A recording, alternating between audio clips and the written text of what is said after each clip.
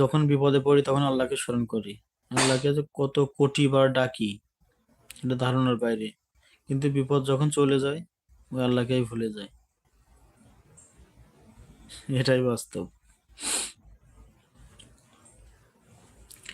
বিপদে পড়লে আল্লাহ বাঁচাও আল্লাহ বাঁচাও, আর এই কাজ করব না, এইটা করব না, ওইটা করব না, জীবন আর এই পথে যাব না। দেখেন বিপদটা উদ্ধার হওয়ার পরে আর মনে থাকে না। আমরা অনেকেই মানে হঠাৎ করে একটা বিপদ চলে আসছে, এমন একটা বিপদ যে ওখান থেকে বেরোনোর কোনো লাইন নেই। আল্লাহকে স্মরণ করে, আল্লাহ যেভাবেই হোক আমারা যদি এখান থেকে বাঁচাই দিতেন, কালকে থেকে 5 ওয়াক্ত নামাজ কালাম পড়বো, এই সেই দুনিয়ার কথা বলবে। বেরোনোর পরে একবার বলবে আল্লাহ তোমার জন্যই বাঁচলাম।